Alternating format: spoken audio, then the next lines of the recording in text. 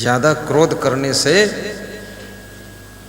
बहुओं का स्थान ससुराल में भी खत्म हो जाता है। ज्यादा गुस्सा करोगी सास ससुर ऊब जाएंगे, कहाँ तक सहेंगे, आखिर जयराम बोल देंगे तुमसे कि अब चलो हटो यहाँ से। इसलिए क्रोध सबन को काल है, क्रोधय है जंजाल।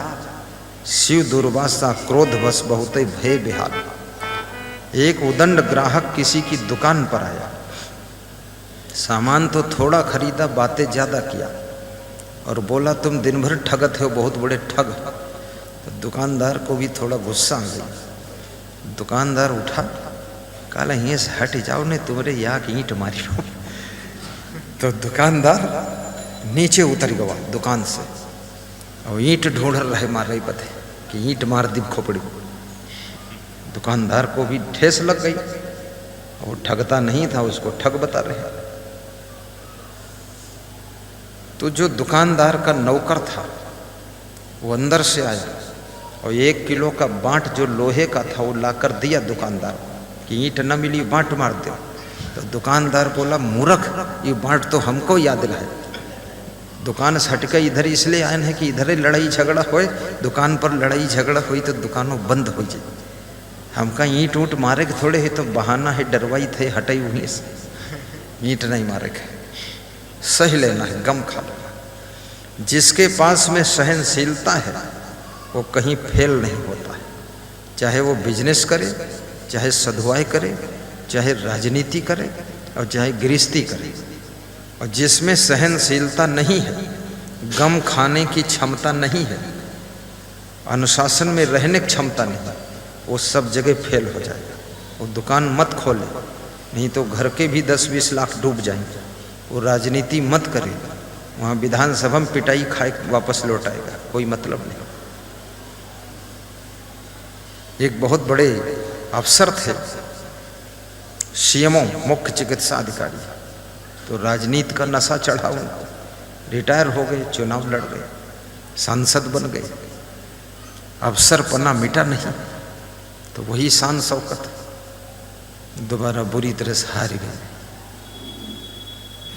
हमारे आश्रम आए, बोले जहाँ घूस से काम होगा तो घूस दूंगा और जहाँ घूसा से काम होगा तो घूसा मारूंगा। मुक्का दिखाया हमको, तो हमने सोचा इनके घूसा लगे हैं जरूर, ये मुख्य चिकित्सा अधिकारी है, काम बन जाए इनका। वो संसद भवन में उनके घूसा खूब लगे, खूब पीटे गए। वहाँ सांसद लोग घूसा लगा ही नहीं उनके, दोबारा मिलवा ही नहीं करे। हम तो मिलने गए ही नहीं। तो हमने कहा चलो घूसा, जब खाइन घूसा तो घर में आए मूसा, घर में घुस के बैठ गए, हो ही गई राजनीति पूरी। राजनीति में भी गम खाइए, साधु लाइन में गम खाइए, अन्यथा गुरु छूट जाएंगे, गुरु भाई छूट जाएंगे, भगत भी छूट जाएंगे। गम खाना सीखो, गम नहीं खा पाओगे तो पति पत्नी भी साथ नहीं रह पाओगे, सास बहू का साथ नहीं बनेगा। अब गम खा लोगे तो महान कहलाओगे, और जहां मिट्टी छू लोगे सोना बन जाएगी। गम खाने वालों की गम मिट जाती है और जो गम नहीं खाते हैं वो खुद मिट जाते हैं। इसलिए गम खाना सीखो।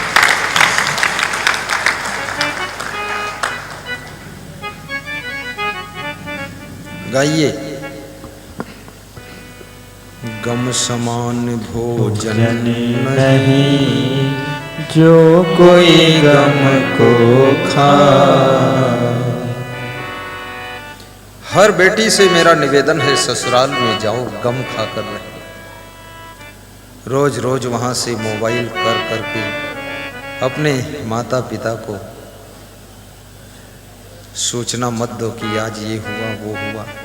कितनी बहुएं तो रोज ये भी बताती आज सब्जी किस चीज की बनी,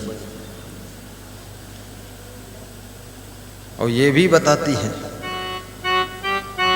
कि आज मेहमान कत्ते आए, सारा समाचार दे रही। ये अपनी ससुराल को नरक बनाना है क्या? ये ससुराल तुम्हारा परमानेंट घर है, वो मायका टेम्परेरी था। वहां से धीरे धीरे कनेक्शन कम करो, इस ससुराल में कनेक्शन जोड़ो। तो ससुराल में मन लगाओ। कितने लोग साधु बन गए, घर से कनेक्शन काटे ही नहीं, घर से कनेक्शन रखते, आश्रम से कनेक्शन जोड़े नहीं, गुरु से पूरा कनेक्शन हो ही नहीं। घर का समाचार लेते रहते हैं रोज रोज और अपना समाचार घर सुनाते रहते रोज रोज। उन्नति नहीं कर पाओगे, क्योंकि तुम्हारी बुद्धि, तुम्हारा मन तो घर में लगा हुआ है। और घर वाले भी तुमको हंसते हैं, वो भी कहते हैं अरे बाबा बने रहें तो सही सलामत बाबा ही रहें, घर में खाम खा टांग अड़ाए रहते। और जितने लोग बाबा बन गए वो समझते हम बहुत बुद्धिमान हैं, बहुत बुद्धिमान। वो सबका अक्ल बताओ रहा था, अरे तुमसे ज़्यादा बुद्धिमान घर में भी हैं भाई। तुम अकल मत बताओ, अपन बबाई करो, जाए सदवाई करो, ज़्यादा घर में तिकड़म मत बनाइए। फिर साधु मार्ग में तुम उन्नति करोगे। पूरे मन को गुरु से जोड़ लो, पूरा मन आश्रम में जोड़ो। वहां आश्रम में कोई दुख सुख भी हो, कभी खिचड़ी खाने को मिले, घर में बताने क्या जरूरत है मम्मी आज खिचड़ी मिली, तो मम्मी क्या वहां से खीर भेज देंगी। और मम्मी और पापा तुम्हारे बड़े दयालु हैं तो 10 लाख रुपया सालम दे दे, फिर माल उड़े खूब बने खीर रोज, तो दे हैं 10 रुपया नहीं। बस जब जाओगे तो 2-4 आंसू और पतली नाक निकाल एक छिनक दे तुम्हारे ऊपर कि जाओ भैया ले जाओ माल लियो, बस रोई धे दे और कुछ नहीं। बुद्धू आदमी हुआ फालतू लटका। साधु बनो, पूरा मन लगाकर गुरु के पास रहो, घर का पचड़ा नहीं पालना। फिर आपको एक घर नहीं देखना है, भक्तों के लाखों करोड़ों घरों को आबाद करना है। सभी भक्तों को आशीर्वाद देने लायक बनना है, इतना तेजस्वी और तपस्वी बनना है कि सभी भक्तों का कल्याण हो, पूरा सुखी संसार हो। ऐसी तपस्या करनी है। बोलिए सतगुरुदेव की जय। फिर वो एक माता पिता नहीं, पूरा संसार माता पिता, सब भाई बहन हैं। तुम ही मेरे माता पिता भी तुम ही हो। मुझे तो ऐसा लगता है मैं जहां जाता हूं सब संसार मेरा परिवार ही है और सब मेरी व्यवस्था करते हैं। कोई मेरे लिए केला लाता है, कोई मेरे लिए माला लाता है, कोई फल लाता है, कोई 2 गुलाब के फूल लाता है, कोई दक्षिणा भी लाता है, कोई दान भी लाता है। दक्षिणा और दान में अंतर है। दक्षिणा यानी 10 रुपया और दान यानी फिर 1000 के ऊपर चलो, तो ज़्यादातर तो दक्षिणा वाले लोग हैं। 10 रुपया। कोई प्रेम लेकर आता है, कोई घी लाता है। डॉक्टर हरेंद्र जी यादव आए हुए हैं मुरादाबाद से, मुरादनगर से, खड़े हो। हरेंद्र, उनकी पत्नी भी आई है उषा देवी, खड़ी हो। ये देखो 2.5 किलो घी लाई, अपने हाथ बनाया है वो माता जी ने 2.5 किलो घी। वो जानते हैं गुरु जी के साथ भैंस गाय कुछ है नहीं, बकरी तक रखत में घी दई दो, खाए लें, थोड़ा दिमाग तेज रहे। तो मेरे लिए व्यवस्था कर दिया। बैठी। कल मैं गया था श्री नारायण दास के यहाँ, उनके बड़े भाई खेमचंद, दूसरा भाई कमल किशोर है, एक भाई और है, क्या नाम, चौथा भाई एक नारायण, एक और है। ये नारायण खड़े हो जाओ, अरे इधर पाँव छू लो। इन्हीं की देन है जो ये सत्यम शिवम सुंदरम हो रहा है। ये मेन दूल्हा है। एक माला ले, ये मेन कर्णधार बहुत महान। मैं उनको जब से देखता हूँ हंसते हुए ही देखता हूँ। पता नहीं उनका भगवान ऐसे रूप स्वरूप दीन कि खुश रहा था। हाँ पहले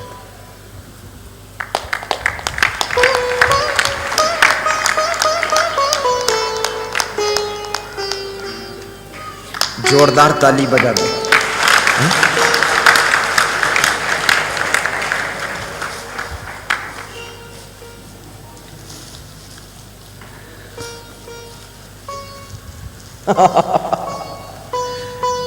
हमारे आश्रम भी गए हैं। जब नई गाड़ी खरीदा था तो गाड़ी लेकर गए, बोले गुरुजी गाड़ी में बैठ लो आप। तो हम बैठ लिए। अभी भी उनकी गाड़ी में बैठ कर आया हूं। हम तो ट्रैक्टर पर भी कभी कभी बैठ लेते हैं। भक्त नहीं मानता है तो हमने कहा चलो बैठो। लेकिन प्रेम बहुत है नारायण दास का। उनकी पत्नी है श्रीमती रजनी कालरा। खड़ी हो। कहाँ रजनी आई है? पुत्र है रजत कालरा, पुत्र वधू है दीपाली कालरा, पुत्री है डौली कालरा। ये परिवार है। दूसरे इसके सहयोगी आयोजक उनके मित्र हैं भगवान दास यादव। ये भगवान दास खड़े, इधर आओ, आ जाओ करे। तुम्हें देख कर के ये ख्याल आ रहा है कि जैसे फरिश्ता कोई हंस रहा है, कि जैसे फरिश्ता कोई हंस रहा है। तुम्हें देख कर के ये ख्याल आ रहा है, तुम्हें देख कर के ये ख्याल आ रहा है। सहयोगी आयोजक इनके भी घर गया था। तेन तेक तेन भुज्जी था, मां ग्रद्धा कश्य सुई धन। उपनिषद का ऋषि कहता है कि संसार में त्याग पूर्वक संसार की वस्तुओं का प्रयोग करो। प्राणी नर और नारियों के साथ में त्याग पूर्वक व्यवहार करो। तेन तेक तेन भुज्जित। मां ग्रद्धा, कहीं आसक्त मत हो। ग्रद्धा माने आसक्त हो, चिपको मत। किसी प्राणी में, किसी पदार्थ में, किसी वस्तु में, किसी चीज में चिपकने को मना। चिपको मत। फिर दुख नहीं होगा। फिर लास्ट अर्धाली में उपनिषद का ऋषि कहता है कि कस्य स्वी धनम। ये धन किसका है बताओ? ये धन किसका है? अर्थात ये धन किसी के साथ नहीं जाता। जीवन में ही धन कमाते हो, जीवन में धन से काम लेते हो, और जीवन समाप्त हुआ कि सारा धन छोड़ के चले जाते हैं। करोड़ों पड़े रह जाते हैं। तुम्हारी आत्मा जाकर कहां जन्म लेती है तुमको भी पता नहीं। लेकिन धन तो यहां छूट जाता है, लेकिन उस धन का अहंकार तुम्हारे साथ जाता है।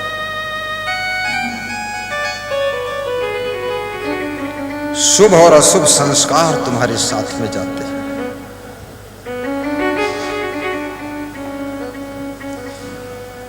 धन किसी के साथ जाता नहीं। मुट्ठी बांध सभी आते हैं, हाथ पसारे जाते हैं। दिल्ली जा रहे थे, एक्सीडेंट हुआ, गाड़ी भी खत्म, खुद भी खत्म, परिवार खत्म। रह गए मन के मन में घनेरे, सब अभिलाष आस जो तेरे। मन में कितनी अभिलाषा थी, कितनी आशा थी, सब धरी रह गई। आशाओं का हुआ खात्मा, दिली तमन्ना धरी रही, जब परदेसी हुआ रवाना, प्यारी काया पड़ी रही।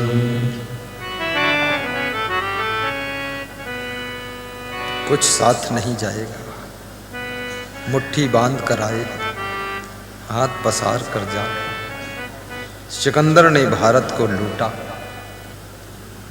लूटने के बाद जब यूनान वापस लौटा, लौटते समय उसे याद आया कि यूनानियों ने कहा था कि भारत से सब कुछ लूट कर लाना, एक साधु भी ले आना। भारत में साधु होते। सिकंदर ने अपने सिपाहियों को भेजा कि जाओ एक साधु ढूंढ कर लाओ। सिपाहियों ने बहुत ढूंढा। नदी किनारे एक साधु बैठा हुआ मिला। साधु संत का जीवन भी बड़ा विचित्र होता है। सिपाहियों ने कहा, मैं सिकंदर का सिपाही हूं। सिकंदर का आदेश है, आपको यूनान चलना है। भारत छोड़ो, यूनान चलो। साधु हंसने लगा, बोला, जिस दिन से साधु हुआ हूं, गुरु की आज्ञा और भगवान के आदेश के अलावा किसी का आदेश मानता ही नहीं। सिकंदर तो मेरे लिए बंदर से भी छोटा है। सिपाहियों ने कहा, ये तलवारें देख लो, लाखों का खून पी चुकी हैं। सिर अलग और धड़ अलग कर दूंगा, संभल कर बोलो। उसने कहा, जाओ सिकंदर से कह देना कि साधु नहीं आ रहा है। सिकंदर को जब सूचना दी गई कि वो साधु नहीं आ रहा, सिकंदर को क्रोध आ गया। क्रोध आ गया, ऐसा नहीं है। सिकंदर का क्रोध कभी जाता ही नहीं था, परमानेंट रहता था। कुछ लोगों को परमानेंट क्रोध रहता है और कुछ लोगों को तो बस 1-2 मिनट के लिए आता है, फिर चला जाता है। लेकिन कुछ लोगों ने क्रोध, ऐसे रिश्ते जोड़े हैं क्रोध से, 24 घंटे उनके नाक पर क्रोध, गुस्सा बैठी है। बहुत खतरनाक।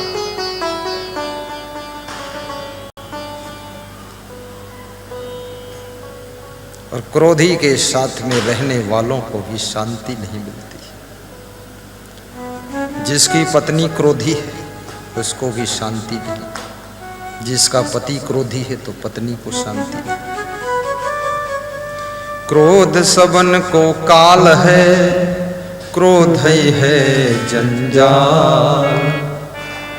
शिव दुर्वासा क्रोध बस बहुत भय।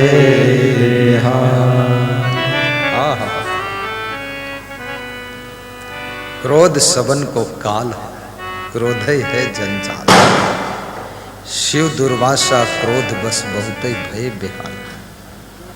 गौर से समझना, शिव भगवान, उनको भी क्रोध आ जाता था। वो भी क्रोध के कारण बहुत परेशान हुए। ये क्रोध अगर भगवान को भी आए तो भगवान को भी परेशान कर देता है। और ये क्रोध अगर इंसान को आए तो इंसान को शैतान बना देता। जो शांति मन से तुमने 20 साल में कमाया है, 10 मिनट के क्रोध से वो तुम गंवा सकते हो। जिसको कमाने में 20 साल तुम शांति से रहे, उसको 10 मिनट के क्रोध में खो सकते हो।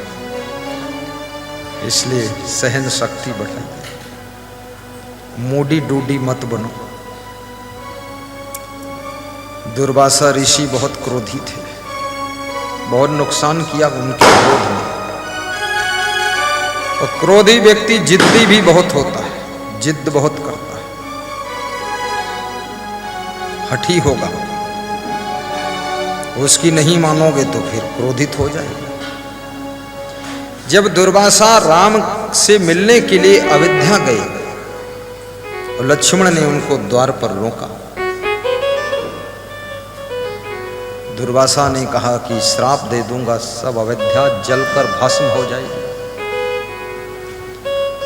साधु का काम भस्म करना नहीं है। ये दुर्वासा, ठंडे रहो बाबा, तुम महात्मा हो, शीतल रहो।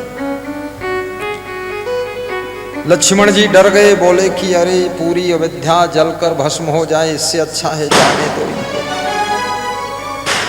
राम ने लक्ष्मण से विशेष रूप से बताया था कि आज किसी को आने मत देना अंदर। राम बहुत दुख में डूबे हुए थे।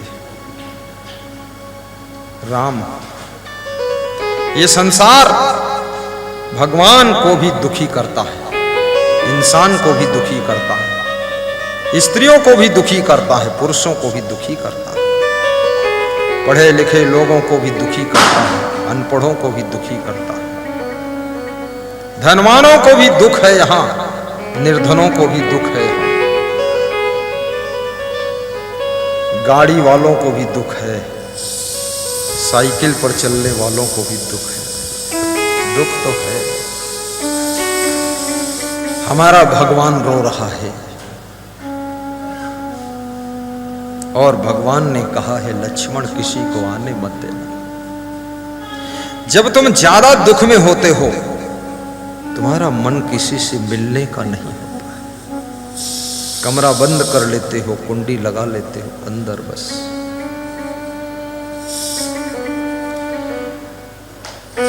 और दुख कई प्रकार के होते हैं। सभी दुखों में सबसे बड़ा दुख जिनको तुमने मन दिया है, दिल दिया है, उनका जब वियोग हो जाता है, ये सबसे बड़ा दुख होता है। सीता जय का वियोग राम को रुला रहा, राम रो रहे।